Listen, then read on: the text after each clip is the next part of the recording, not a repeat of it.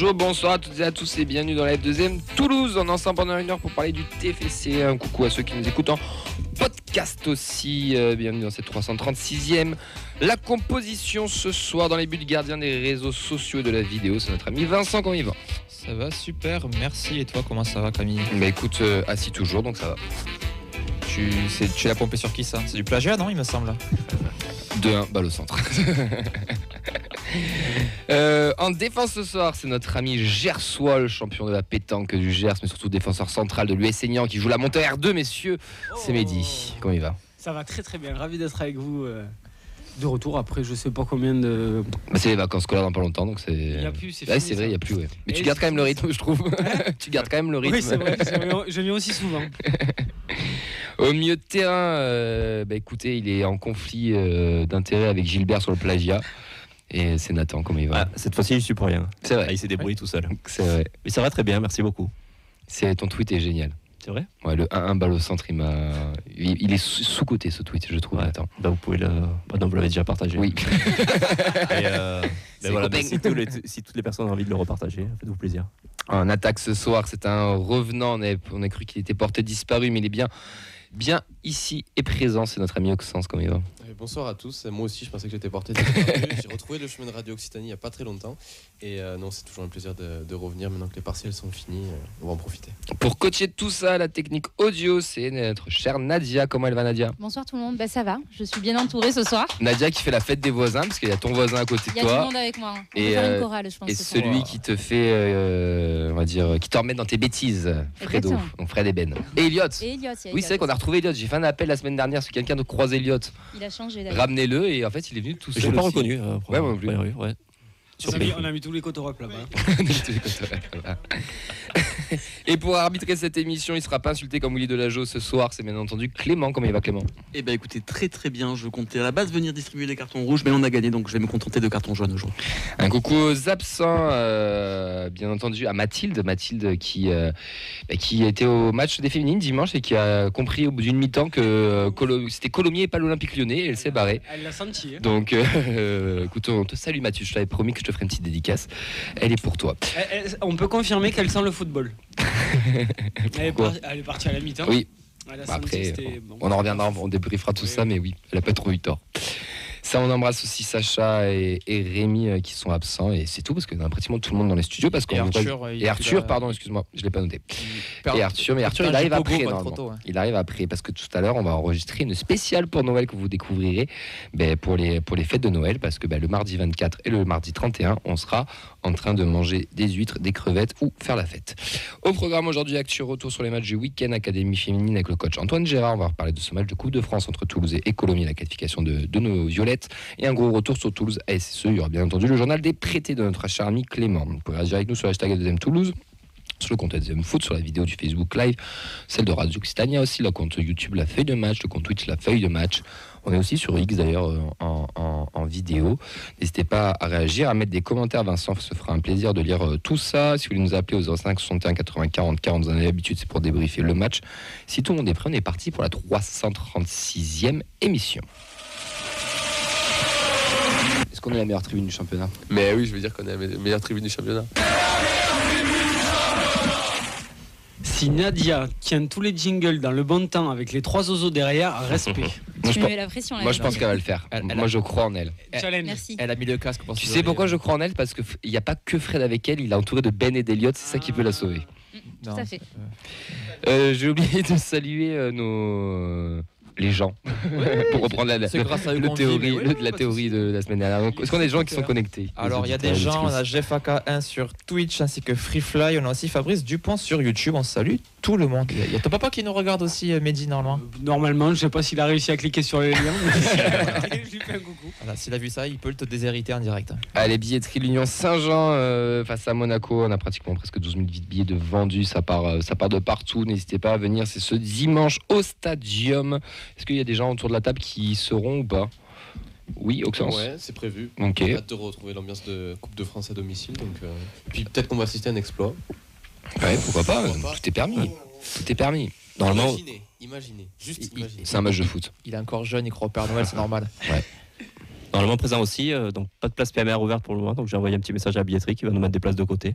Parfait. Pour qu'on puisse, voilà. Après l'Union Saint-Jean, je pense qu'ils avaient pas mal de choses à gérer, donc je les excuse de nous avoir oubliés. En honneur sud, du coup, là. Ouais, je pense, ils vont pas ouvrir le balcon, ça va être du honneur sud. C'est bien aussi, non? Ah oui, très bien. Tu es accompagnant ou pas? Peut-être. Allez, je candidate. Il y en a qui travaillent. Comment il flex Malheureusement, non, mais mon premier réflexe, ça a été parce que j'ai mon beau-frère qui est pour Monaco, de dire allez, on y va, et puis non. Je me suis rendu compte que il y a les sous, ça compte aussi. Ça aurait été l'OL, il aurait trouvé le moyen de venir. Sûr, il aurait posé un joueur. J'ai pris la décision stratégique de vider mon compte en banque et d'aller à Paris en période de Noël. Ah oui. En effet. Moi je me suis dit il va nous annoncer qu'il part en loge, tu sais. Ouais, bah non. J'aurais aimé, mais je suis pas encore assez de droite. Allez, on enchaîne avec les news. Et oui, on a deux news qui concernent Damien Comolli. La première, c'est dans l'affaire des faux agents, puisqu'il écope une amende de 30 000 €, une inéligibilité d'1 an. Donc, on n'a pas eu vraiment les contours mais à quoi? Voilà, exactement. Il n'y a trouvé nulle part à quoi il est inéligible. Pour rappel, c'était. Pour être maire de Toulouse, je pense.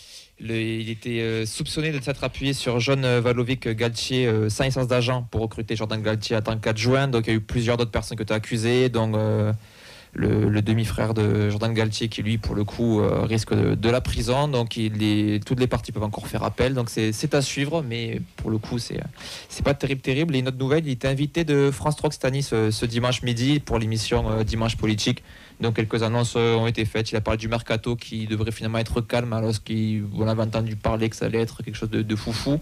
Il a reparlé aussi de l'ambition, des projets dans le grand stade, et il a parlé aussi de ce projet fou qu'il aurait avec Didier Lacroix de faire à la suite un match de foot, un match de rugby. Vraie fausse bonne idée, je pense. Si c'est pas sur un vrai championnat. Il aurait donné une potentielle date avec le match de Montpellier fin janvier. Mais qui me semble quand même difficilement réalisable. Ça fait 4 ans qu'il s'en parle apparemment. Donc, vraie fausse bonne idée. C'est pas, il a donné l'exemple, mais je sais pas s'il a en tête de faire ça, parce que ça me semble un peu compliqué. Les jardiniers, les machins. C'est sûr que tu fais jouer le foot avant. Oui, clairement, tu fais jouer le foot sur un dimanche à 15h et le rugby à 21h, du coup, parce que c'est les cases qu'il faut respecter pour la Ligue 1 et le top 14. Donc ça veut dire que tu espères jouer toi à 15h et le top 14 à 21h. Mais la gestion de tracer le terrain et tout ça, quoi. Gestion des flux, ça me semble un peu compliqué entre gérer le flux de supporters qui arrive et qui part. Match à 15h, tu finis à 17, t'as largement le temps de le vider pour remplir à 19. Mais le rugby arrive souvent quand même avant, enfin, ça me semble un peu. Mais ça fait plus de 2 heures de battement avant l'ouverture des portes du rugby. Ouais. Mais est-ce que les gens resteraient dans le stade à ce moment-là ou est-ce qu'il y a une sortie? Double billetterie, est-ce que tu ressors, tu rentres? Il faut aller chercher tous les mecs qui sont cachés dans les toilettes. Les petits intérimaires qui vont être recrutés pour gérer tout ça. Moi, je pense que c'est gérable si tu fais c'est un après-midi spectacle, c'est-à-dire tu fais les 2 points, tu viens pour les 2, t'as pas le choix. Ah oui, ok. Et d'un sens là. Pourquoi mais les abonnés du stade qui n'ont pas forcément envie de voir le TEF et vice versa. Est-ce que les abonnés ils ont aussi les places pour quand ils vont au stadium? Oui. C'est pas que pour Reims Vallon. Bah non, t'es abonné. Si t'es abonné que il y a Toulon Stadium, tu vas au stadium. Hein. Bah j'espère pour eux quand même parce que c'est une douille sinon. Déjà c'est déjà une douille de base, donc c'est pour ça. Il se passe après. Je pense pas, à vérifier, mais là j'espère. En tout cas, j'espère pas. Bah oui, mais en tout cas, si le rallye c'est une belle prouesse, ça montre aussi qu'en France, on peut faire des choses un peu audacieuses et qui sortent un petit peu d'ordinaire. En tout cas, moi je pense que c'est à tenter, et même si c'est un échec, au moins tu auras tenté. Totalement. Ouais. Et puis pour terminer là-dessus, je pense qu'il n'y a qu'une ville en France qui est capable de faire ça, c'est Toulouse. Peut-être Paris. Oui, Paris, parce que Lyon. Le truc c'est que les 2 stades sont à côté. Ville de province, on va dire. Le problème, c'est que dans les autres villes, tu as toujours un des 2 sports où les gens s'en branlent. Genre le Loup, c'est pas le club le plus populaire de la Terre. Paris, Bordeaux. Enfin oui, Bordeaux maintenant. T'as encore Montpellier pour l'instant. Il faut qu'il le fasse cette saison, sinon c'est mort. L'Altrad, ils remplissent pas des masses non plus. Enfin, ça a encore changé, mais le nom, j'ai oublié le nouveau nom du. GGL. Le GGL, ouais. Donc. Le GIGN. Le GGN. Allez, on enchaîne. Fabrique Violette. Les U14 ont fait 1 contre Muret. Ils sont leaders avec 25 points. Les U15 ont gagné Albi Marsac 6-0. Ils sont 3e à 3 points du leader, le JS Toulouse. Les U16 ont battu Montauban 7-1. Ils sont leaders avec 24 points. On va passer à l'académie du coup. Et on avait notre correspondant Nathan qui était au match 1 de la N3 avec face à Castanet. On l'écoute, il va nous raconter tout ça. La réserve de Toulouse a affronté Castanet samedi en fin d'après-midi sur l'annexe 1 du stadium. Les visiteurs étaient 6e, tandis que Toulouse était 2e et pouvait repasser premier en cas de victoire. Les Toulousains ont bien débuté la partie avec une grosse entame, une belle domination, notamment avec beaucoup de maîtrise technique. Cette entame est récompensée par le premier but de la rencontre d'Eddy Giuliani à la 11e minute. Et ensuite, les Toulousains étaient quand même en maîtrise sur le long de la première mi-temps, mais avec pas mal de déchets sur l'avant, voire la dernière passe. Beaucoup d'occasions créées, mais pas très franches, ou alors les attaquants n'arrivaient tout simplement pas à conclure leurs actions offensives. Castanet ont quelques occasions, avec notamment des centres très dangereux et tous des centres fuyants qui traverse le long de la ligne. Mais au retour des vestiaires, c'est Castanet clairement qui ensuite domine ce match du bout en bout. Les Toulousains n'arrivent plus à sortir de leur camp, les attaquants ne sont plus trouvés. Castanet arrive à mettre le pied sur le ballon et à se créer énormément d'occasions, pas très concluantes, mais ils arrivent tout de même à marquer. À la 67e, bien aidé par Efouélé, le numéro 8, qui était en grande difficulté sur ce match, tout comme le milieu de terrain, qui perd le ballon aux abords de la surface dans l'axe, ce qui profite à Benoît Commer de se retrouver en face à face avec Justin Lacombe qui revenait de blessure, pour ensuite égaliser du coup à la 67e. Mais et ensuite pas forcément de réaction de la part des Toulousains. La domination était toujours du côté de Castanet. C'est d'ailleurs eux qui ont la balle de la victoire sur un face-à-face en fin de rencontre, mais le joueur de Castanet n'arrive pas à lober Justin Lacombe. Et ensuite, là par contre, il y a une autre réaction des Toulousains en fin de rencontre de la part de Mehdi Arfi qui était rentré à la place d'Enzo Fati, qui met en garde le gardien de Castanet, et du coup le score final est de 1 partout. Rien ne change du côté de Toulouse au niveau du classement, parce que les premiers, eux, ont fait match nul, donc ils restent quand même deuxième, mais une deuxième mi-temps à oublier, tandis que la première était plutôt pas mal. Merci à Nathan du coup de nous avoir fait ce retour juste, de il ce faudrait match. dire que c'est Chouchou, pas Eddy Giuliani. C'est vrai. Chouchou on en parlait peut-être un groupe de la Coupe de France, on espère. Et Castanet, ça me rappelle moi des souvenirs. J'ai pris un paquet de branlés à l'époque où je jouais encore au foot contre Castanet, et c'était pas la une. Moi, ça me rappelle l'odeur de la merguez et de la frite avec Nathan sur un match à Castanet. Ah oui, tu te rappelles? Effectivement. C'était il y a 2 ans. Ouais, très beau moment. La réserve, ça, 2 ans. Ouais, bon, non, ouais, la N3. Non, ouais, c'était avec la N3, donc il y a 2 ans. Ah ouais. C'est ça. C'était en N3 qu'on était allés tous les deux à Castanet. Ouais, on s'était régalé. Ouais, franchement, c'était un beau match qu'on avait vu. Je vois plus le score en tête, mais c'était sympa. 1-0 pour nous, je crois. Ok. Voilà. C'est pas dans le quiz. C'est vrai que toi, t'es Wikipédia.com, putain. Ouais. Le buteur? Non, juste une bonne mémoire. Hein. Oui, vas-y, le buteur. Bonota Traoré. Ah. Non, c'était pas lui, jeune. je me souviens plus, j'ai plus en tête. Parce que Bonota Traoré. Non, oui, non, mais Maxime Pélican. Non, mais j'aurais plus dit un Njuma ou un truc comme ça, non? Ouais, c'est invérifiable, les gars. Ouais, c'est vrai. Vous emmerdez pas, on passe à la suite. Allez, on enchaîne avec le 19, mon cher Vincent. On enchaîne avec les U19 qualification. C'était les U18 du coup pour la Gambardella. Ils sont qualifiés pour les 32e de finale après une victoire au tir au but à Trélissac, club de régional. Amadi a inscrit un doublé. Victoire 4-3 au tir au but au bout du suspense. Le tirage au sort, ce sera ce jeudi à midi. Les U17 ont fait une victoire mercredi en match en retard contre Marmande 3, un doublé de Nègre et Bic. Le TFC passe 7e, se donne de l'air sur la zone rouge, mais les phases finales sont bien entendu à oublier pour cette génération. On va passer aux féminines. Vas-y Nadia, il y a un jingle féminine. Après, on ne va pas passer aux féminines. Oui, la frappe de Niville. Oui, magnifique but. L'ancienne Marseillaise qui marque contre l'OM, et ça, c'est pas beau. C'est bon ça, voilà. C'est beau. Donc, elle a tenu un jingle de plus. Oui. Un peu de retard. Elle l'a découvert vendredi, j'étais très content de voir sa réaction en direct. Elle n'a pas fui, mais elle n'est pas revenue. Bon, après, je sais pas, on verra.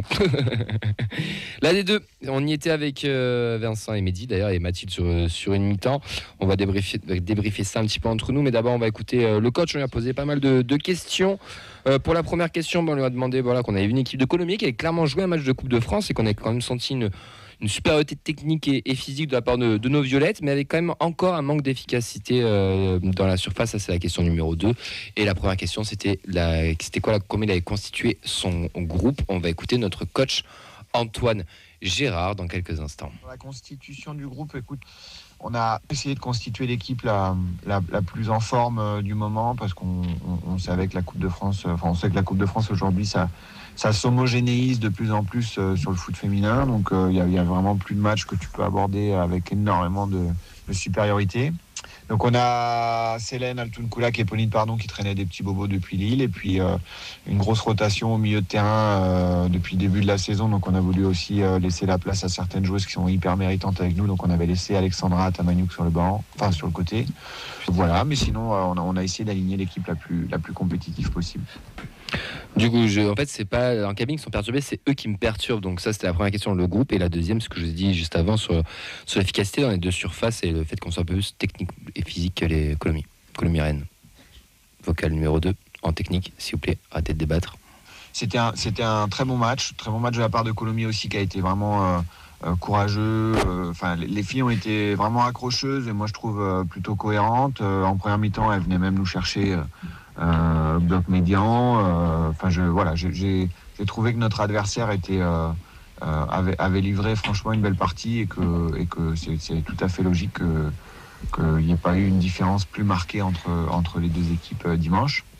Nous, on a été bien sûr, oui, au-dessus physiquement et techniquement, mais encore heureux au vu de l'expérience et de la constitution des deux effectifs. Mais c'est vrai qu'on a été défaillante dans le déséquilibre, à la fois individuel et puis sur la qualité technique, sur le jeu combiné dans les petits espaces. Voilà, on n'a pas été en capacité de se créer des occasions, et ça, c'est assez décevant sur ce match-là. Est-ce qu'il s'attendait aussi à un match aussi fermé, aussi long à se débloquer ? Je ne m'attendais pas forcément à ce que ce soit aussi long à se débloquer. J'espérais surtout qu'on arriverait à le débloquer vite, ce qui n'a pas été le cas. Écoute, on marque tardivement, mais on marque. On va effectivement retenir la qualification, mais ça va donner à réfléchir sur notre capacité actuelle à se créer beaucoup d'occasions. La question qui était plus ou moins évidente, c'est est-ce que jouer contre autant d'anciennes joueuses qu'il a pu coacher, ça lui a compliqué la tâche ? Jouer contre d'anciennes joueuses, ça n'a pas été compliqué. C'est plaisant de les voir évoluer. Je pense qu'il y a beaucoup d'entre elles qui avaient vraiment besoin de ce niveau D3 pour pouvoir franchir une nouvelle étape dans leur parcours. Donc de ce point de vue, c'est très positif de les voir à ce niveau-là. Je trouve que la manière dont elles sont utilisées, le projet de jeu correspond tout à fait au fait qu'elles puissent franchir des paliers. Et j'espère vraiment que cette équipe de Colomiers pourra se maintenir en D3 pour qu'elle continue de performer à ce niveau. On a la buteuse qui était Mimiti Biromien, la petite jeune Violette qui joue souvent en U19, qui était titulaire et qui a marqué le but de la victoire. On lui a demandé qu'est-ce qu'il avait pensé de la prestation de Mimiti. La prestation de Mimi, très bonne dans la continuité des séances d'entraînement qu'elle fait avec nous la semaine. Elle évolue progressivement. C'est une jeune fille qui a plein de qualités offensives, qui a besoin de se structurer un peu sur le plan défensif, mais à son âge, c'est normal.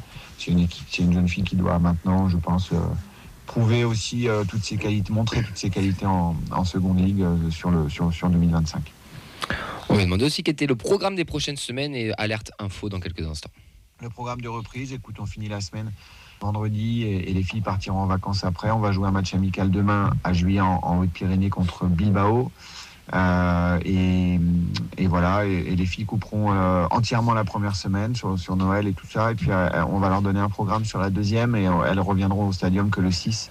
Ça me paraît important de faire une grosse coupure l'hiver, notamment parce qu'on a énormément de joueuses qui sont en double projet et qui sont un peu en surcharge sur la fin de l'année sur le plan cognitif. Donc un match amical demain face à Bilbao pour les féminines. On remercie bien entendu Antoine Gérard qui est toujours disponible avec nous, que ce soit par téléphone, en présentiel comme la semaine dernière, ou par vocaux comme cette semaine. Mehdi, toi qui as vu un petit peu le match, tu es d'accord avec les propos du coach? C'est un match compliqué quand même, ce tour de coupe. Ouais, on pensait que ça serait plus simple que ça. Moi, j'étais au match de l'année dernière en D3 et à domicile, elles avaient même explosé les Colmérines. Et sur le match aller, il y avait eu 2-0, mais c'était un peu en faux semblant. Il aurait pu y avoir un petit peu plus. Et donc voilà, je m'entendais même avec un tout petit peu de rotation à plus d'écart que ça. Mais voilà, elles se sont battues avec leurs armes, les Columérines. Et même en première mi-temps, elles ont eu une occasion sur un coup de pied arrêté d'ouvrir le score. Première mi-temps où il ne s'est pas passé grand-chose, domination très très très stérile. On a eu du mal à trouver des passes intéressantes dans les 30 derniers mètres, surtout beaucoup de déchets techniques sur ces dernières passes-là. Voilà, et franchement la première mi-temps était parfois un peu long, mais on est peut-être exigeant avec cette équipe-là, mais elle nous pousse à le devenir parce que c'est ultra intéressant ce qu'elles font aussi cette saison et à ce niveau-là. Et une deuxième mi-temps où par contre, oui, il y a eu beaucoup d'occasions et un peu de déchets et du déchet devant le but, mais au moins les occasions elles se les sont créées et elles auraient pu aller. On serait sorti à 3-0, ça aurait été propre, et il y aurait eu rien à dire, et c'était quand même beaucoup plus intéressant, encore plus un peu plus dynamique dans les derniers mètres, et c'était beaucoup plus sympa quand même la seconde mi-temps. Ouais, je suis d'accord avec toi. Après, il y a eu des changements aussi qui ont fait que ça a changé un petit peu, mais on va venir au top et au flop après. Mais moi, c'est Solaney. On en parlait, mais on sent qu'elle est quand même au-dessus de Tatiana. Elle a son expérience, c'est une ancienne joueuse aussi en D1, mais c'est ce qu'on disait même sur le côté. Elle est élégante à avoir joué. C'est compliqué de pas aimer ce genre de joueuse. Ouais. Voilà, c'est genre de joueur élégante, technique, qui en plus est propre, perd peu de ballon. Enfin, c'est compliqué de lui reprocher quoi que ce soit souvent, et voilà, c'est un régal à voir, clairement. Ah ouais, totalement. Ça sent le foot. Ça sent tout simplement le foot. Il y a des joueurs ou des joueuses comme ça.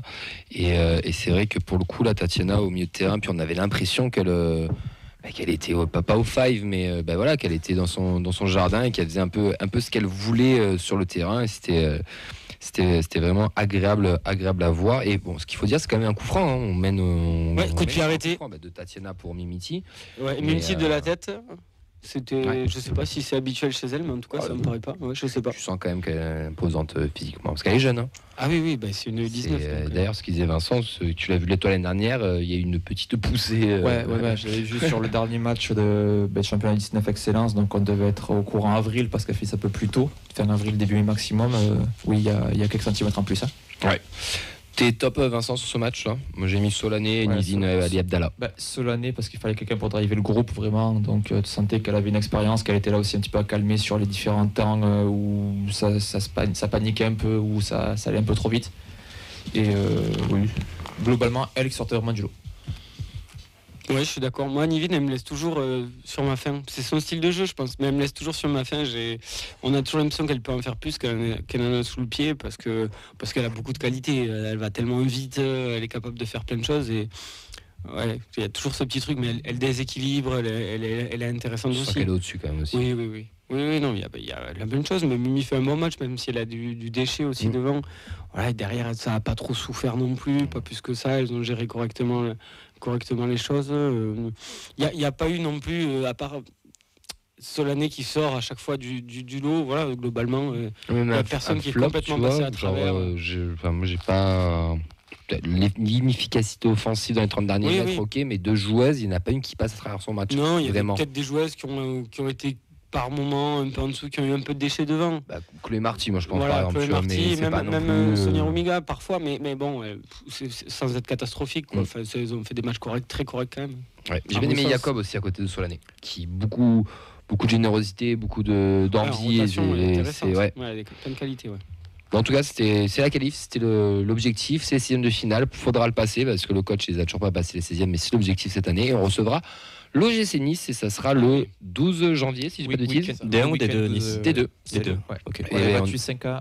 Ouais, je crois qu'on les a battus, non? Oui, on les a battus, mais j'ai plus quoi. Et ça sera le week-end de janvier, c'est pas encore. Donc jouable, potentiellement. Bien sûr. Voilà pour le point complet des féminines, et en profite pour encore remercier Antoine et Gérard. On lance de très très belles fêtes à toute la section et du repos pour aller chercher la montée en D1 Arkema, parce que nous on a envie qu'elle monte, même si le coach il préfère avoir des blocs de 5 matchs. Nous on veut que dans 5 matchs qu'on joue la montée. Mon cher Vincent, pour finir sur les féminines, on a une victoire 2-1 victoire 2-1 à l'ASPTT Montpellier, donc on est toujours leaders avec toute seule avec 3 points. avec 3 points, doublé de Bardet. Elles ont fini le match à 10 contre 11, la R1. 10 contre 9. 10 contre 9. Elle était 9 et les adversaires. Oui, pardon, 10 contre 9. La gardienne s'est fait exclure en fin de match. Il y a une autre joueuse qui s'est fait exclure un peu avant. Et du coup, elles sont 3 points devant. Elle Montpellier. Du coup, costaud. Ouais. C'est bien. Très bien. Et les 19, c'était au repos. Voilà le point complet. Tous les résultats à retrouver tous les lundis à 16h. Le programme des matchs tous les vendredis à 16h sur tous les réseaux de la feuille de match. J'en profite aussi pour vous balancer que la F2e Club Toulouse a été lancée sur les réseaux. N'hésitez pas à aller vous abonner. Il y a une grosse campagne de pub autour de ça. S'il y en a qui veulent rejoindre le projet aussi, n'hésitez pas à nous contacter.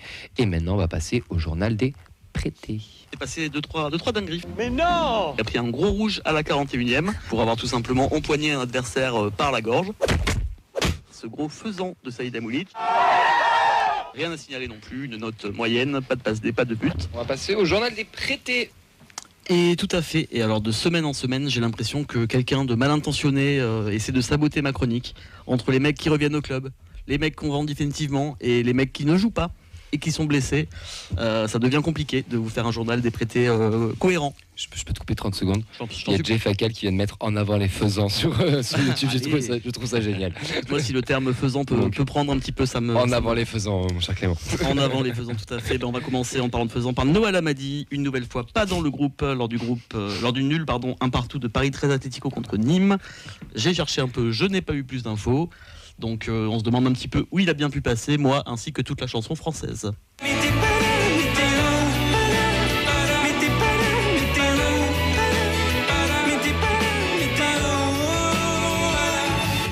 Si quelqu'un pourrait me donner le nombre de 1-1 qu'a fait Atlético, le Paris Atlético 13. Ils en ont fait beaucoup. Le 1-1, s'ils ont fait 10 matchs nuls, ils en ont au moins 8 à 1. Soit 1-1 ou 1-3 souvent aussi. Du coup là, je comprends pas pourquoi il est pas dans le groupe, ça fait 2 fois d'affilée maintenant. Mais et j'ai peut-être pas eu d'infos sur une blessure ou quoi. Je crois qu'il est malade. À vérifier, mais je crois qu'il est malade. Oh, il y a des infos ici. Nathan, il y en a un qui l'a compris. La blague. Oui, la blague. Laquelle? Ah non, mais c'est pas une vanne. Il fait des vannes sans le vouloir. Oui, sans le vouloir. Non, mais vraiment, il n'y a pas de vanne en plus. C'est que j'ai l'impression que ça prend souvent des petits trous à la maison. Ouais. Non, mais merci à vous de rajouter des vannes dans mon journal. J'avoue, il n'y en a pas beaucoup. Donc, peut-être, c'est ça une équipe, Clem. C'est parfait. On enchaîne avec Ibi Sissoko, toujours blessé. Et vous me croyez ou pas, mais il manque terriblement à son club, qui n'avance plus depuis qu'il n'est pas là, sur une superbe série de 6 matchs sans victoire, donc 4 défaites consécutives. Et ils sont tout simplement, alors qu'ils n'étaient pas trop mal, retombés à la 23e place sur 24 en Championship.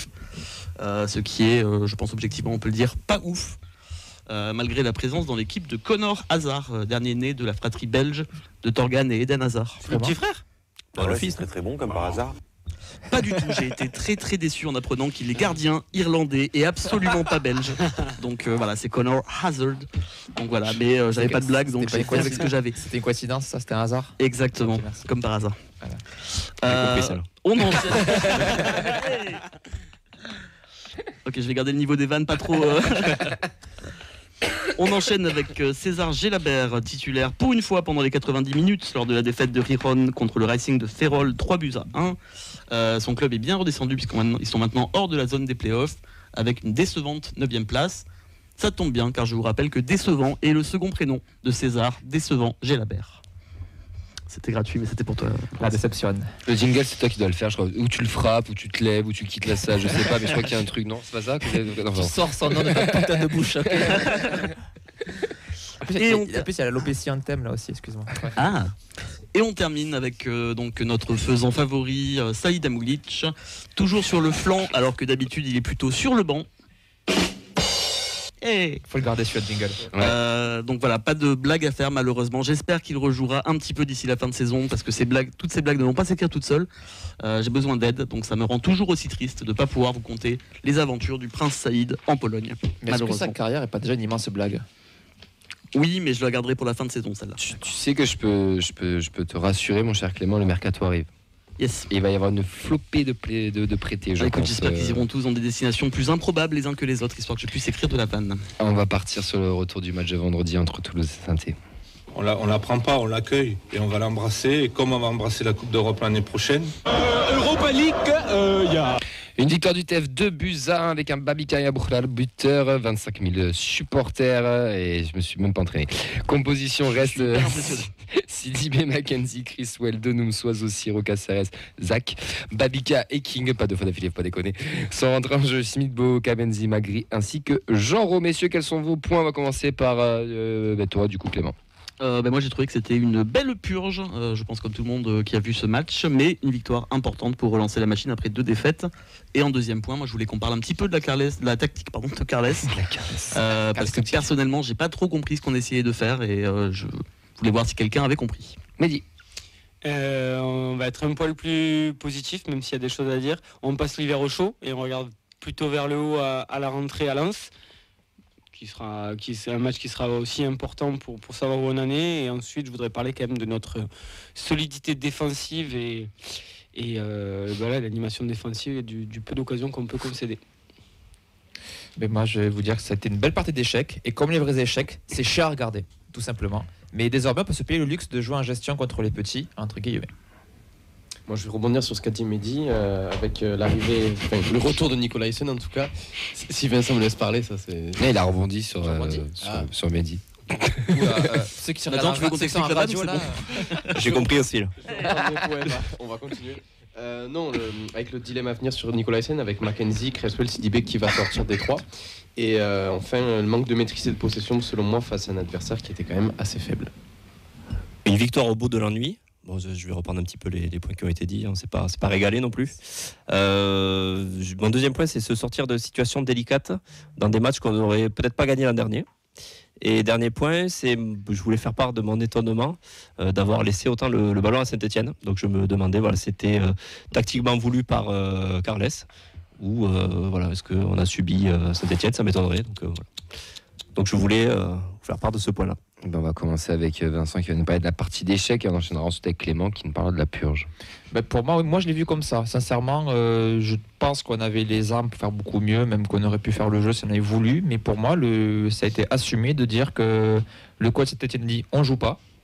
Et bien du coup on joue pas non plus. Et c'était un petit peu à qui craque le premier, c'est pas facile à dire. Et pour le coup, ça a pu être perdant. Comme tactique, vu qu'il y a Saint-Etienne qui ouvre le score. Par contre, on a vu qu'il a suffi d'accélérer 2 minutes pour égaliser directement dans la foulée sur limite la seule belle action toulousaine de la rencontre. Jusque-là, je veux dire. Et au final, ensuite, à partir du moment où on a égalisé, je pense que dans le stade, 9 personnes sur 10 savaient qu'on allait gagner le match. Que ça allait finir par craquer. Moi, je l'ai vu comme ça. Moi, sincèrement, on aurait marqué... on n'a pas marqué de suite, je pense qu'il y aurait une accélération, quelque chose, ils auraient fini forcément par craquer. Moi j'ai vu un match de Coupe de France en fait, où il y avait vraiment le petit poussé qui venait ici, qui a marqué le but et qui a ensuite essayé de fermer le jeu, sauf que ça ne fonctionne pas comme ça.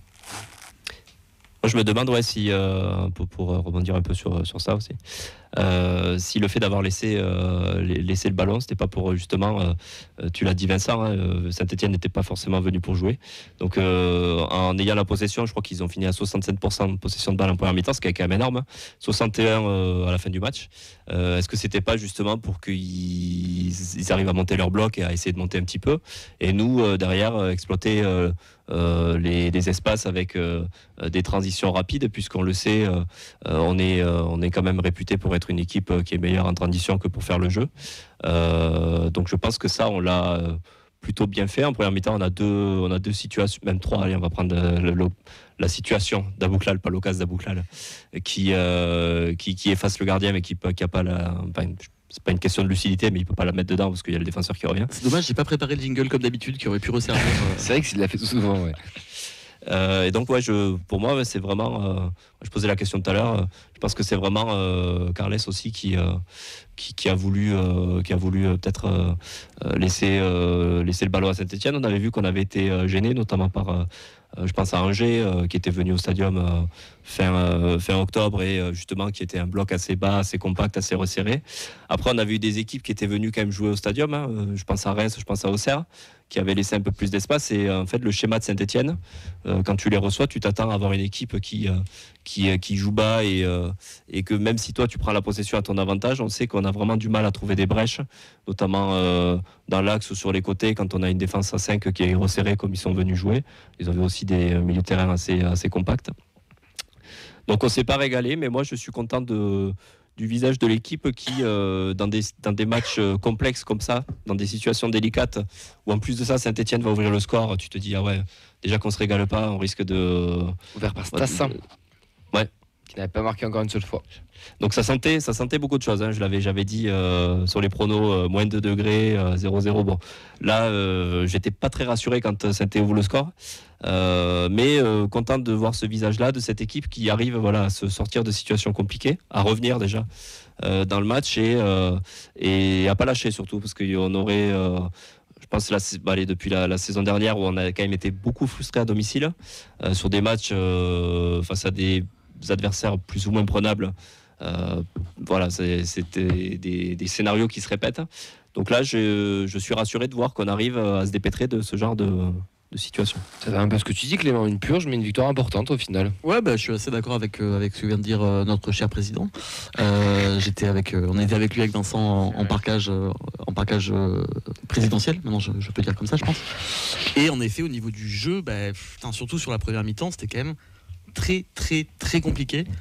On en parlera plus tard, je pense, des performances individuelles, mais notamment Babika nous a rendu fou une bonne partie du match, à choisir catégoriquement de ne jamais faire d'appel. Son but le sauve. Hein. Oui, mais on en parlera après, je pense. Mais c'est vrai que si on enlève son but, son match, il est quand même très compliqué.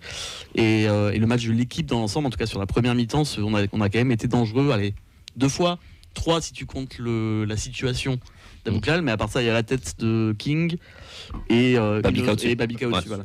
Je trouve que contre une équipe qui est aussi faible et qui a montré aussi peu de choses que Saint-Etienne, moi ça m'emmerde un peu de se dire qu'on n'a pas été plus dangereux que ça. Après, c'est probablement lié aussi à la tactique choisie par le coach, qui a en effet choisi de laisser Saint-Etienne faire le jeu et nous démontrer par A plus B qu'ils sont incapables de le faire.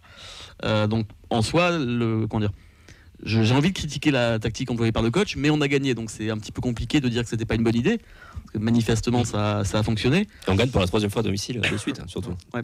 Mais j'avoue que quand même, en tout cas la première mi-temps principalement, et même un petit peu après en seconde, j'ai trouvé ça un peu étrange de faire ce choix-là contre cet adversaire-là.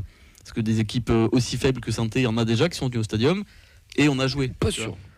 Angers, c'est pas. C'est meilleur, je trouve. Je suis pas sûr. C'est kiff franchement. C'est meilleur, moi, je trouve. Ouais, je sais pas. Sur le match contre Toulouse, c'était meilleur. Oui. Ouais, peut-être, mais dans l'absolu. Globalement, je ne sais pas dans l'absolu, mais sur le match, je suis d'accord, oui. Sur le match qu'on a vu, en qualité intrinsèque. Est-ce qu'il y a pire que Montpellier? Non. Il y avait le Havre aussi, le Havre. Ouais, le Havre, pour moi, c'était les pires. Ouais, le Havre. Mais après, voilà. C'était pas beau quand même. Après, ce qui est positif, c'est qu'en effet, on a quand même réussi à gagner. C'est vrai qu'après l'ouverture du score, moi j'étais un peu comme Nathan, j'étais pas hyper serein.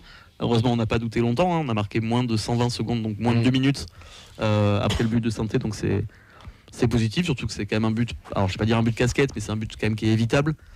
Il y a quand même des grosses erreurs défensives sur le but, notamment Sidibé pour moi qui est un peu à la bourre sur l'action. Mais c'est vrai qu'après il y a eu cette capacité de réaction. J'avoue que je croyais pas spécialement aux 2. Moi je pensais qu'on partait sur un nul, un partout, et ça m'emmerdait un petit peu dans la mesure où tu te dis c'est ce que Saint-Etienne vient chercher, le point du nul max. Et j'ai cru pendant très longtemps que ça allait faire ça. Et du coup je m'étais préparé psychologiquement à critiquer la tactique du coach, chose que je ne peux pas faire parce qu'on a gagné. Donc voilà, mais j'aimerais bien quand même qu'on en reparle de ce choix de laisser autant le ballon à un adversaire aussi faible, qu'on est en droit de s'attendre en tout cas à dominer, je pense. Je vais légèrement rebondir sur ça, c'est aussi ce que dit Olivier sur Facebook. Si Babika marque d'entrée, le match il est plié. La grosse occasion qu'il a, qui normalement est dans ses cordes en plus, pour moi déroule derrière. Tu marques là, je vois pas trop. Saint-Étienne est obligé de se sortir, se découvrir, et c'est forcément quand tu vois déjà sur le peu de ballons qu'ils ont eu, comment Donou et Soiseau ont fait l'amour à leur vis-à-vis. Je pense vraiment que ça passait dans tous les sens. Et bon, c'est du foot fiction, une fois de plus. En tout cas, c'est une victoire, c'est les 3 points. On est en train de parler de ce match, mais je viens de te lancer, Mehdi, on passe l'hiver au chaud, parce qu'on est à la 9e place, on a 21 points, on gagne au Stadium, ce qui n'était pas arrivé. Enfin, on a autant gagné que l'année dernière là, sur la moitié de saison. Je pense qu'on est une équipe assez chiante aussi à jouer. On en parlera après avec la solidité défensive. Et peut-être à regarder aussi. Mais sur ce match-là, je suis d'accord. Mais en attendant, on engrange des points et on est placé. On est au bon endroit, peut-être au bon moment. En termes comptables, c'est plutôt très correct. Si on regarde un peu tous les matchs qu'on a eus, on perd que contre des gros, entre guillemets. Il y a eu Brest aussi, mais qui joue avec des champions, mais on a perdu que contre ces équipes-là. Et après, toutes les autres équipes, on arrive à prendre des points, ou à peut-être une exception près, une ou deux, mais on engrange, on est bien placé. Et pour revenir au match, moi je pense que c'est totalement volontaire. Alors pourtant, Saint-Etienne est l'équipe qui a la moins de possession en Ligue 1. Théoriquement, mais là c'était totalement volontaire, on le voyait, ils ont réussi à sortir 2-3 fois le ballon parce que Bouchouari est un excellent joueur, parce que David Ashvili est un très bon joueur, mais le reste est tellement faible autour que c'était très compliqué pour eux, et en fait ils réussissaient eux individuellement sur des contrôles, etc., à faire des choses, mais le reste c'était beaucoup trop compliqué. Et après sur le match, pardon les gars, mais c'est le même match pourri qu'on voit depuis le début de saison, si vous voulez rester là-dedans. C'est exactement les mêmes choses tout le temps. On a le ballon, en termes d'occasion, tu dis il n'y a rien. Si, il y a quand même 3 occasions, et pour moi l'occasion de Zach, elle y est. C'est pas folichon, et je me suis fait chier en première mi-temps comme toi, mais tu concèdes 0. Celle de King, on l'a compté. King, Zach et Babika. Tu concèdes 0. Alors ça, si c'est pas dominer un adversaire, même si t'as pas la possession, expliquez-moi ce que c'est. Oui, selon notre perception, tu l'écrases pas, etc. Mais encore une fois, dans le foot moderne, ce qu'il faut, c'est le contrôle. Est-ce que tu es dangereux Est-ce que tu contrôles pas forcément avec le ballon? C'est toi qui es largement plus dangereux que ton adversaire, parce que tu ne concèdes rien. Et tu penses que sur la première mi-temps, on a été dangereux?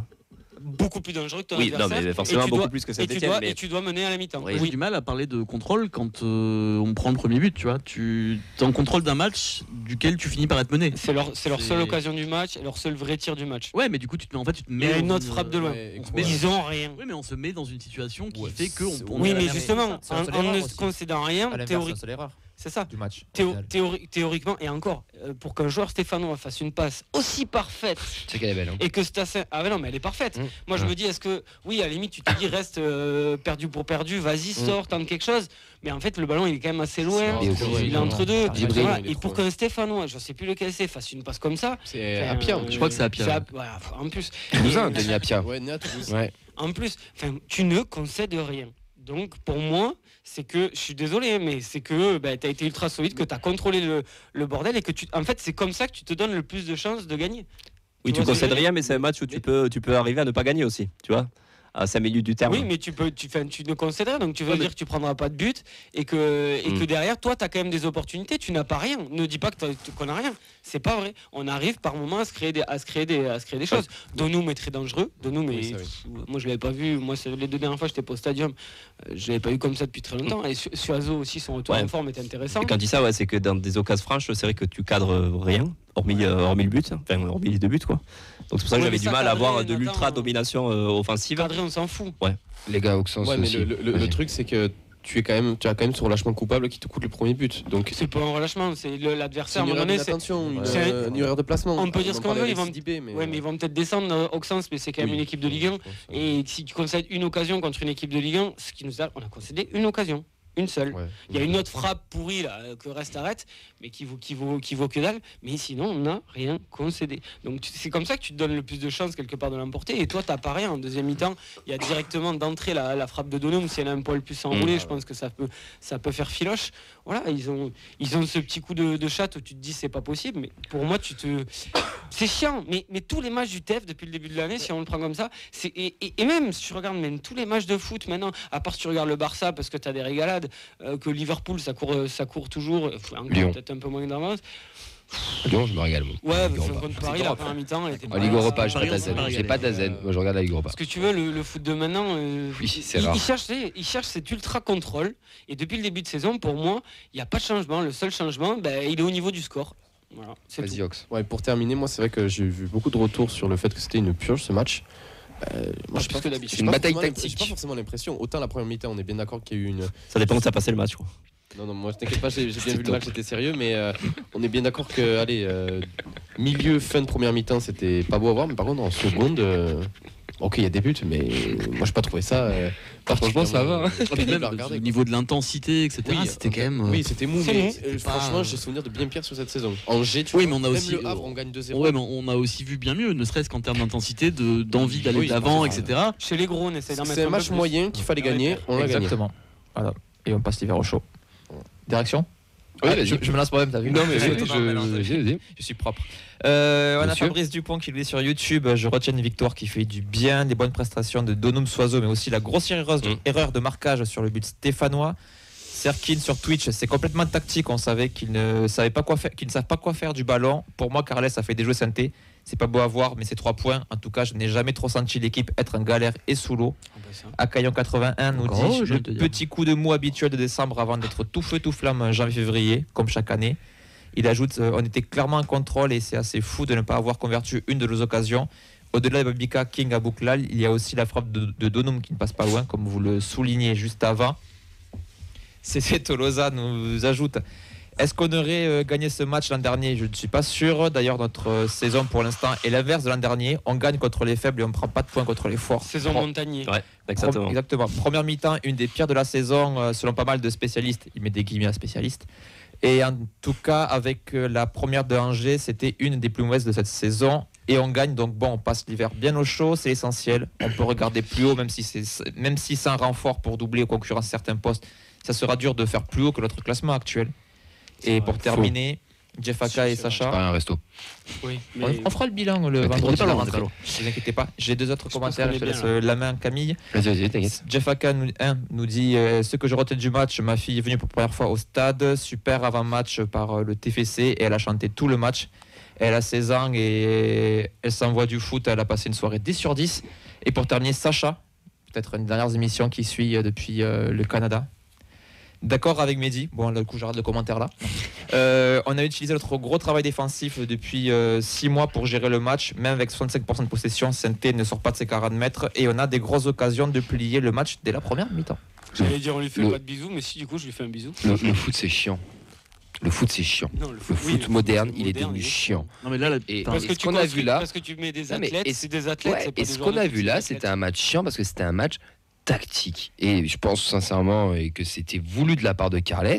Et au final, tu le gagnes. Alors, avec Dessy, on aurait pu refaire plein de choses. Et si à Lille, on n'avait pas pris le but, on aurait peut-être ramené un point. Et si face à Paris, ils n'avaient pas marqué, on aurait pu ramener un point. On peut refaire tout. La tête contre voilà. Donc là, il n'y a pas de si. Il y a des trucs concrets. Attends, je termine. Oui, vas-y. Il y a des trucs concrets, c'est que nous, et si vous regardez depuis le début du match, et c'est là où je rejoins un peu Mehdi, peut-être pas sur le aussi chiant, mais on a peu d'occasions dans cette surface adverse et Carles veut qu'on soit à chaque fois le plus réaliste possible. Si vous regardez, on n'a jamais eu un match avec 15 ou 20 occasions. Concédé ou mis... Non, pour nous, en attaque. Concédé, c'est extraordinaire. Moi, je trouve le début de saison, il est extraordinaire. Ouais, et du coup, il faut qu'on soit efficace. Et là, on l'a été. On a pris ce but. Ok, petite erreur, comme tu dis, on conseille une gars. Mais après, on y va. Deux buts de la tête, ce qui n'est pas arrivé depuis longtemps. Pas facile à mettre en plus. Pas facile à mettre. La tête plongeante de Babika. Exactement. Il a mis le pied. C'est littéralement la première fois de la saison qu'on met un but de la tête. Ouais, voilà. Et même 2 fois. Même à Bouklal, pareil, il est quand même proche des cages. Il la pique bien. Elle passe entre les de l'Arsenal. C'est pas des buts cadeaux. Et Carles a gagné sa bataille tactique avec Olivier Dalloglio. Point barre. Et c'est des matchs, il faut les gagner. Et tous les matchs seront. De quoi ? On l'embrasse d'ailleurs. Oui, le pauvre. Tous les matchs ne seront pas toujours agréables à voir, mais moi, si à la fin il y a ça, vous verrez qu'on ne sera pas que 9e. Puis on a passé. Moi, je veux faire juste une dédicace au coaching de Dalloglio qui sort son seul joueur de foot, David Ashvili, le seul mec qui gardait le ballon, le seul mec qui nous posait un tant soit peu de problèmes. Il décide de le sortir. Par contre, les mecs qui sont rentrés, je peux te dire qu'ils ont mis du bois. Il y a les 2-3 là qui sont rentrés. C'est pas lui le problème. Enfin, on va pas parler de Saint-Étienne 40 ans, mais c'est pas lui le problème. Je pense que c'est l'effectif, Saint-Étienne. Ouais, après t'as beaucoup de blessés aussi. Oui, mais l'effectif, il est pas au niveau de Ligue 1. Mais ils font partie des Angers, Montpellier, Le Havre. Il y a plus de moyens quand même à Saint-Étienne. Et Saint-Étienne. Voilà. Et c'est ce que je leur ai dit quand on a fait l'émission, c'est j'espère que vous en sortirez peut-être en barrage, parce que avec une nouvelle direction et un peu apparemment ils bougent un peu aussi sur la data, ils essayent de copier un petit peu. Peut-être que ça les aidera à construire, mais il faut s'en sortir. On va parler un petit peu des joueurs là sur le dernier quart d'heure qui nous reste. Je pense qu'on a tous vu la bonne prestation de Donum et de Soiseau. Donum, je vais me monter vers toi, parce que tu as toujours quand même cru un petit peu en lui. Même l'année dernière, je me souviens, je dis pas de bêtises, qu'on disait il a quand même tout pour devenir le chouchou. Mais c'était compliqué. Et cette année, Donum, c'est pas beau à voir, mais dans le sens, ça fait plaisir de le voir comme ça. Et c'est un Donum retrouvé. Est-ce que c'est le début de sa vraie éclosion au TEF 15 mois après son arrivée? Moi, je pense. Que je me pose. Parce que, alors moi je suis assez partagé avec Donum parce que on est bien d'accord que pour le moment ses performances en tant que piston sont quand même très correctes. Mais moi, elles sont bonnes. C'est même pas correct, elles sont bonnes. Elles sont très bonnes. Non, pas très bonnes. Enfin, il n'y a pas de demi-mesure avec. Non, mais correct, ça fait 10 sur 20, tu sais, genre il est un peu plus quoi. Passable. 12-13. Non, c'est bien. Franchement, c'est satisfaisante. Allez, Sam. Mais moi je peux pas m'empêcher d'être un petit peu comment dire. J'ai l'impression qu'on bride son potentiel offensif parce que c'est l'un des rares avec son pied gauche qui est capable de provoquer et tout. Alors il a tendance à faire toujours ce petit geste en trop, mais ouais, par exemple le rond-point. Il en fait moins. Il en fait moins. Oui. Mais tu vois, faire la touche de ballon trop, la lâcher un petit peu trop tard. Et puis il y a les fils qui se touchent aussi de temps en temps. Moins que la saison dernière. Il y a une ou deux passes en travers. J'en ai une où il envoie le ballon parce qu'il pense qu'il y a Soiseau, il est 40 mètres derrière. Oui, voilà. Mais même, on parlait du match de Saint-Etienne, c'est quand même l'acteur de la première mi-temps, il est là dans tous les coups, c'est lui qui fait la frappe en entrée de seconde, qui passe à... La passe sur l'occasion de Zach, c'est lui. Oui, voilà, super ouverture qui casse 2 lignes, elle est super compliquée à mettre aussi. Donc moi je suis super content parce qu'il est en train de enfin fermer des bouches, pas forcément au poste auquel on l'attendait, mais... si ça continue comme ça peut être très très intéressant pour la suite. Justement, je pense pas qu'on le bride offensivement parce qu'il nous a montré en tant qu'ailier, je suis désolé, le pauvre, mais qu'il est pas bon quoi. Il a plus d'espace. Oui, il part de plus loin. Ouais, mais justement, c'est pour ça que ce poste d'ailier, de sport de piston. En tant qu'ailier, je suis désolé, moi, il a eu la saison dernière, il n'a pas été bon.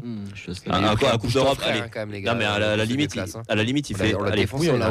Il fait. Tu parlais d'espace, il fait 2-3 matchs en Coupe d'Europe là où il a eu le plus d'espace et là où il était potentiellement meilleur. Je parle pas que du but contre Liverpool, mais il me semble qu'à Lask aussi, il avait été plutôt bon.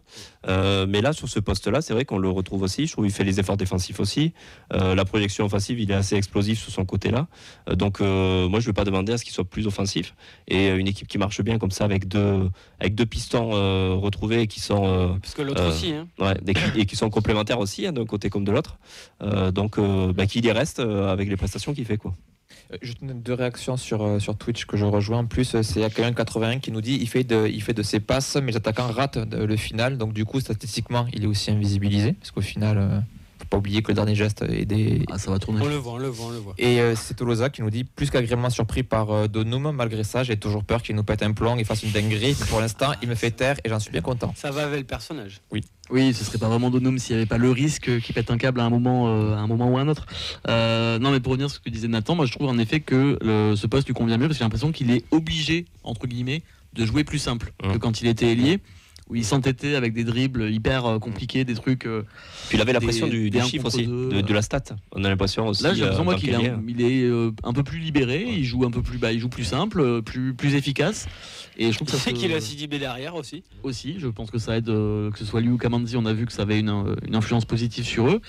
Mais là, sur ce match, je trouve que j'aurais aimé voir ce que ça aurait donné avec un autre joueur devant lui que Babika. Parce que je trouve qu'il y avait énormément de situations de surnombre avec Sidibé qui jouait très haut aussi, notamment en première mi-temps. Et à chaque fois, Babika avait des boulevards pas possibles et il les prenait pas. Je sais pas si tu te rappelles, Vincent, on s'est fait la réflexion un nombre de fois incalculable et j'aurais bien aimé voir ce que ça donnait avec un ailier un peu plus motivé. Je sais pas ce qu'était le problème de Babika sur ce match-là, mais vraiment je l'ai trouvé. Des consignes. Ouais, mais je trouvais que ça handicapait le jeu offensif de l'équipe parce qu'il y a plein de moments où il pouvait faire des appels. Soit pour tout simplement obtenir le ballon, soit pour libérer de l'espace pour Donum, pour Sidibé.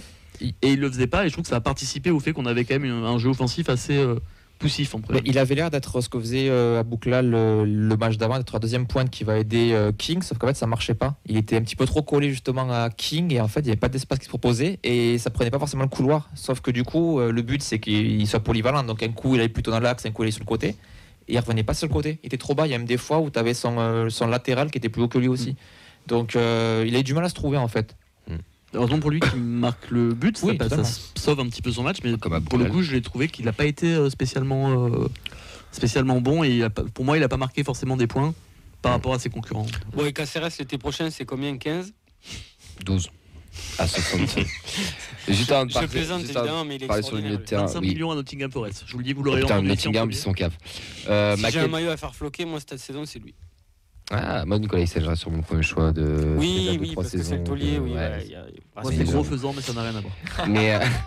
Par contre, Nicolas Hyssen, tu voulais en parler, on a parlé de solidité défensive avec Mehdi. C'est vrai que ce Sidibé, Mackenzie, Criswell et en Donum, Soiseau et Siro Caceres même, ça marche bien. C'est vrai que derrière, c'est solide. Et toi, tu t'es posé la question, mon cher Oxens, par rapport à tout ça. Mais oui, c'est surtout que là, on a un trio qui est très complémentaire. On a Mackenzie qui fait un petit peu le lien de tout ça. Cresswell qui est très efficace dans les duels aériens. Il prend un nombre de ballons de la tête. Il fait du Nicolas Hyssen. Voilà, c'est le même profil que Nicolas Hyssen. Et Sidibé, pareil, qui apporte toute son expérience, toute sa sagesse derrière. Et la vraie question, c'est si Nicolas Hyssen revient, parce qu'il va forcément revenir et redevenir titulaire, qui sort? Cresswell. Tu l'as ta réponse parce que moi je pense qu'il est encore au-dessus. Quand il est à 100%, Nicolas Hyssen est encore au-dessus et puis son statut fait il y aura que... 2 matchs semaine bientôt. Oui, ça fait un bon joker aussi pour de la rotation. Oui. Même il a dans la défense à 3, il a le même rôle. C'est le mec qui prend les ballons de la tête, le mec qui va le plus souvent au duel et le mec qui commande la défense, qui les fait monter. Et je pense qu'aucun des deux n'est polyvalent. Oui, mais ça va être intéressant aussi de voir la gestion parce que Cresswell, il a cogité sa performance catastrophique après Marseille. Et on se disait qu'il allait avoir du mal à revenir. Là, la blessure de Nicolas Hyssen lui ouvre une porte.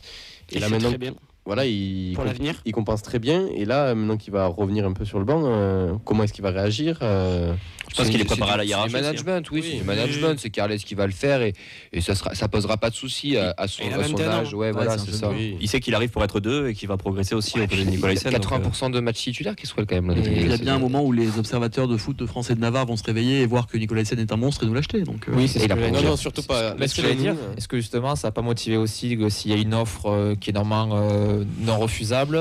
Il a prolongé Nicolas Hyssen, attention. Je pense que Nicolas Hyssen, justement, il arrive à passer sous les radars parce que c'est pas un joueur qui est ultra flashy.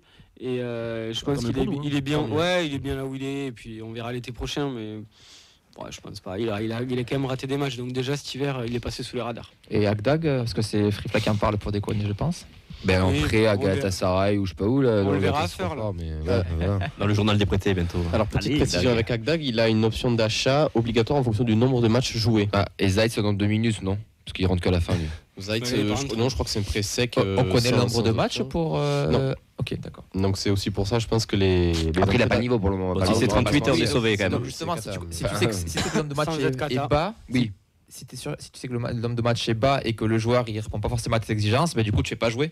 Quitte à faire jouer un joueur moyen, tu fais pas jouer pour être pas dépassé. Et juste les gars aussi, pareil, on l'a beaucoup soutenu la saison dernière, mais il y a le kiff de voir enfin un beau geste technique de Niklas Schmidt qui amène quelque chose. C'est un kiff quoi. C'est un kiff parce qu'il a le smile, même à la fin il a encore ce smile qu'on lui connaît. Et... Pour le coup, je trouve qu'il a jamais perdu. À chaque fois qu'on voyait des images du vestiaire, même quand il jouait beaucoup moins. Oui, c'est clair. Mais il a le potentiel technique pour être titulaire dans ce 11, mais il a du mal à enchaîner, il a du mal à. Voilà. Mais là, ça va lui faire du bien parce que ça passe. Je suis d'accord. Il est magnifique. Et entre le petit décalage, le petit pas d'Abouklal, faut pas se mettre en jeu, mettre à la limite, et la passe de Schmidt, c'est. Entre les deux, Stéphano en plus. Ouais. Non, franchement, le centre est super court en plus. Le centre, oui, bien sûr. Non, c'est. Puis l'angle n'est pas forcément évident pour mettre ce centre aussi. Il n'est pas complètement sur le côté, il n'est pas au niveau de la ligne de touche.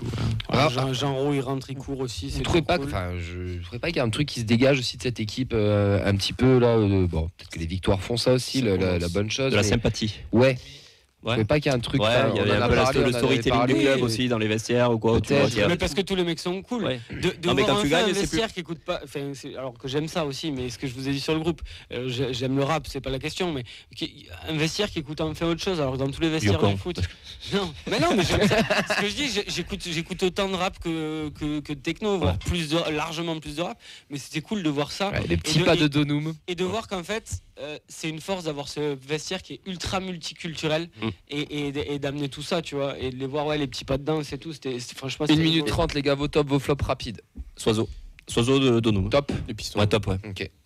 D'accord, tout le monde avec Nathan. Ouais. Soiseau, vraiment, mention spéciale, il revient en force et tout. Il y a pas mal de gens, pas qu'ici, mais qui l'avaient un peu enterré le pauvre, et le fait qu'il revienne là, ça fait plaisir à ce niveau-là.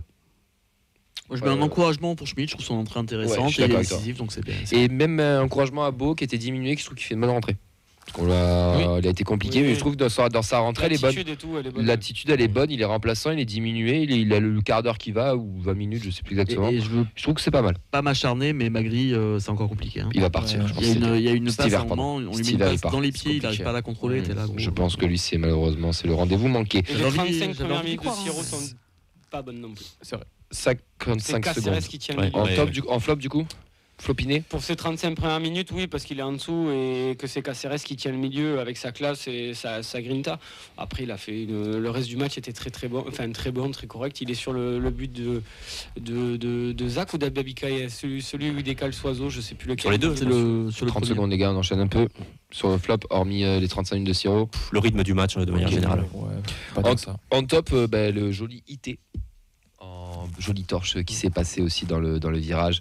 C'était assez joli. Encore bravo aux Indians. Il reste 15 secondes. On peut envoyer le jingle, mon cher Elliot. On va remercier tout le monde, toutes celles et ceux qui nous suivent. Merci, mon cher Vincent. Merci, Camille. Merci, Oxens. Merci, Nathan. Merci, Camille. Merci, Elliot, Fred, Ben, ainsi que Nadia en cabine. Merci, Mehdi, Clem. Et tous ceux et celles qui nous suivent. On va pas enregistrer la spéciale pour Noël. On vous souhaite de très très bonnes fêtes, mais surtout à vendredi d'abord. Ciao. Ciao.